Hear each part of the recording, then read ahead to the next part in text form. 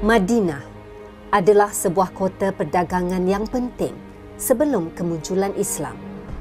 Peristiwa hijrah Nabi Muhammad SAW telah menandakan penyebaran Islam yang penting.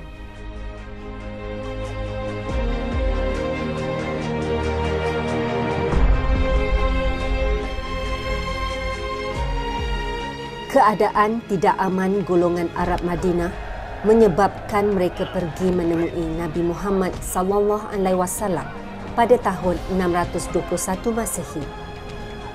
Mereka akhirnya memeluk Islam.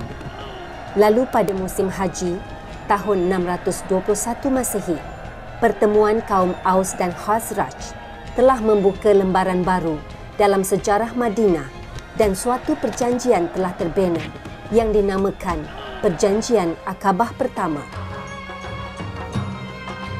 Aqabah merupakan satu tempat berlakunya perjanjian Aqabah itu.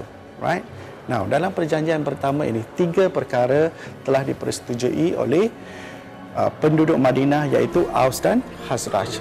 Wahai saudaraku Mus'ab bin Umar, mengapa Nabi Muhammad SAW bertemu dengan saudara?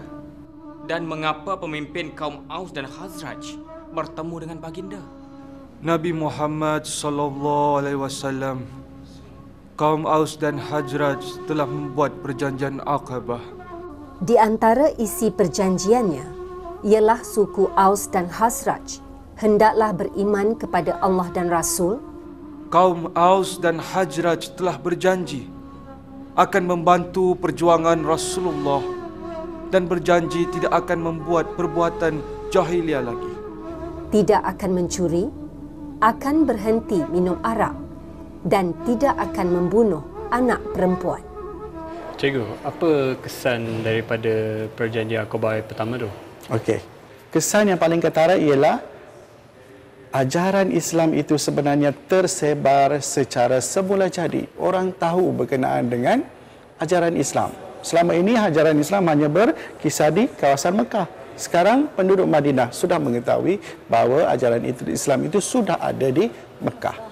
Perjanjian Aqabah kedua yang berlaku pada tahun 622 Masehi adalah mempersetujui bahawa kaum Aus dan Khazraj mesti taat setia kepada Nabi Muhammad SAW. Pengikut Nabi Muhammad di Mekah dijemput ke Madinah. Kaum Aus dan Khazraj berjanji akan melindungi keselamatan pengikut Nabi Muhammad SAW dan akan mempertahankan Islam. Okay, kalau soalan tanya, apakah kesan daripada perjanjian Aqabah pertama dan kedua? Hijrah. Maksud hijrah ialah perpindahan orang Islam dari Mekah ke Madinah. Aku akan kerahkan pendekar untuk membunuh Muhammad pada malam ini. Malam ini? Kita serang dan bunuh dia sewaktu dia sedang tidur. Nabi Muhammad SAW mendapat tahu pakatan untuk membunuhnya. Lalu baginda ke rumah Abu Bakar As-Siddiq dan memberitahu tentang wahyu Allah Subhanahu Wa Taala yang memerintahkan baginda supaya berhijrah.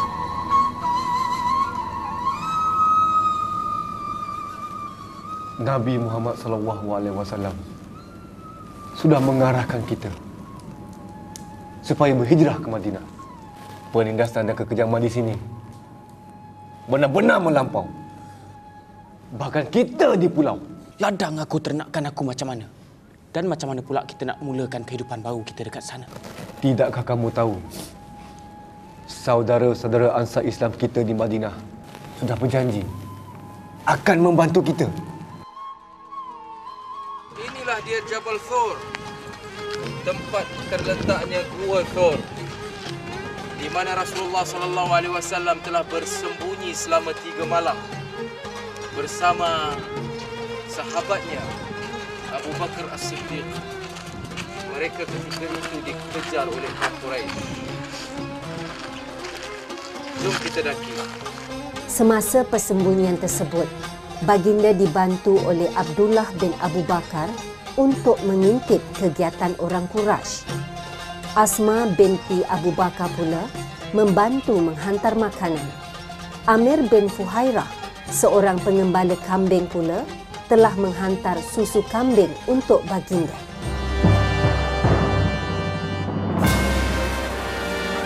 Airan, bagaimana dia boleh terlepas? Dia memang bijak.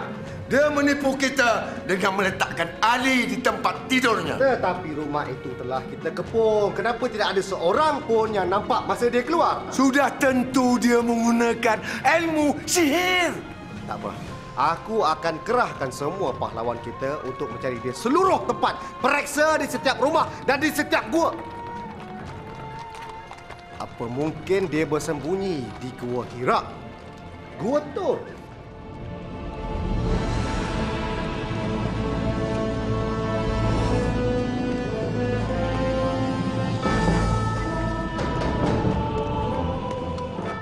Kesan daripada perjanjian Akabah pertama dan kedua, maka bermulalah penghijrahan yang berlaku pada 1 Rabiul Awal bersamaan 12 September 622 Masihi. Penghijrahan berlaku berperingkat dan secara sulit. Hijrah mempunyai nilai yang sangat penting kepada peningkatan tamadun masyarakat Arab dan Islam. Ianya telah menyatukan masyarakat Arab di bawah akidah Islam, melahirkan masyarakat yang tolong-menolong, bertolak ansur dan harmoni. Nabi Muhammad SAW membina masjid pertama, iaitu Masjid Quba, dari tanah liat dan pelepah kurma. Ianya menjadi tempat beribadat dan juga sosial. Sebaik saja penghijrahan sempurna, maka atas wahyu Allah Subhanahu wa taala, baginda Rasulullah sallallahu alaihi wasallam telah membentuk Piagam Madinah yang menjadi asas pemerintahan kerajaan Islam Madinah. Piagam ini maksudnya ialah perjanjian ataupun kalau kita kenali sekarang ialah perlembagaan. Itu maksudnya Piagam Madinah, right? Piagam Madinah mengandungi 47 fasal. 23 fasal adalah membincangkan hal berkaitan orang Islam dan tanggungjawab mereka. 34 fasal lagi berkaitan tanggungjawab orang bukan Islam, termasuk bangsa Yahudi terhadap negara Madinah.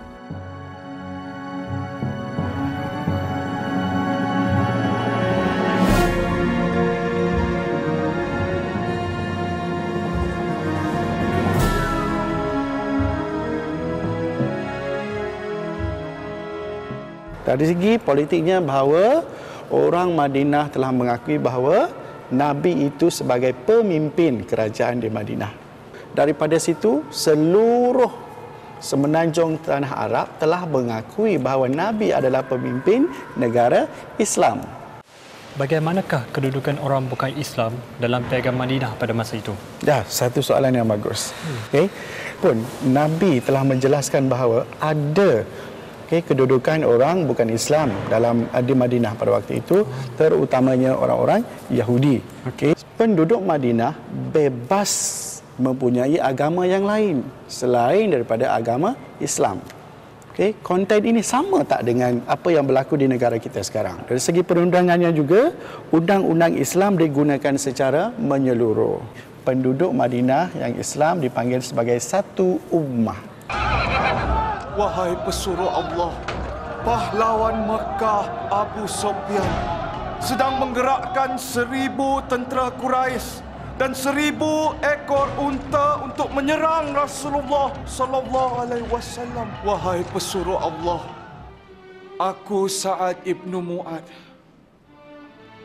ketua kaum Ansar. Aku akan berjuang mempertahankan agama Allah. Allahu Akbar.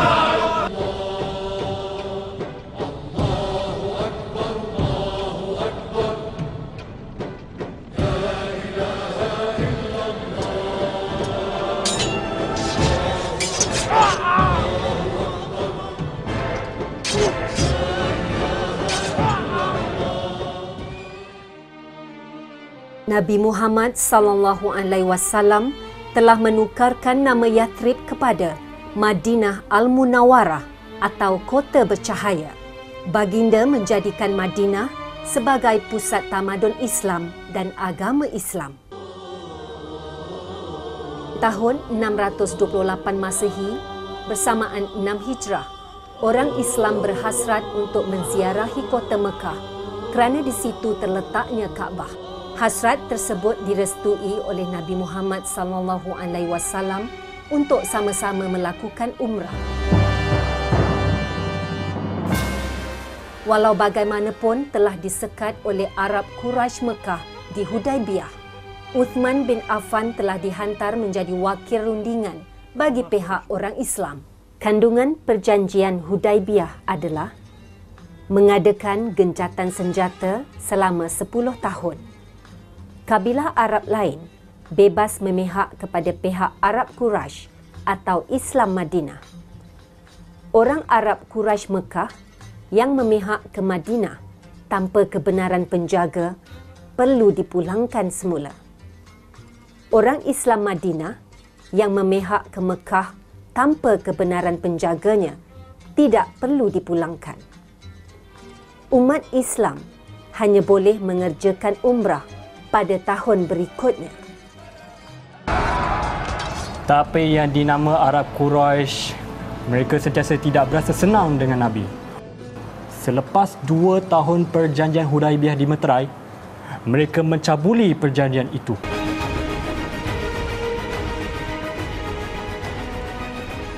Kandungan perjanjian Hudaibiyah telah membuka ruang yang luas kepada penyebaran Islam, sehingga tokoh-tokoh penting seperti Khalid Al-Walid telah memeluk Islam.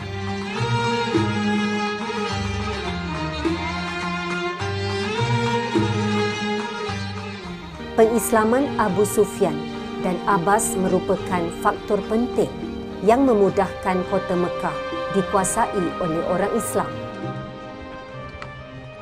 Wahai kaum Quraisy, jika sesiapa yang memasuki rumah Abu Sufyan, maka kamu akan selamat. Dan sesiapa yang memasuki Masjidil Haram ini, kamu juga akan selamat. Saya ingatkan seperti berada bersama Nabi Muhammad SAW sewaktu memasuki semula kota Mekah. Kejayaan pembukaan kota Mekah telah menyebabkan Kaabah terpelihara daripada unsur-unsur jahiliah. Kota Madinah terus kekal dan kukuh menjadi pusat pentadbiran Islam di bawah kepimpinan Nabi Muhammad SAW.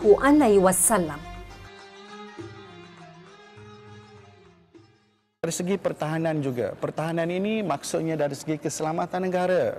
Bukan orang Islam sahaja yang sepatutnya menjaga keamanan negara. Yang bukan Islam pun memainkan peranannya masing-masing. Itu sudah ada dalam Piagam Madinah di Madinah pada waktu itu. Sama dengan apa yang kita lakukan sekarang.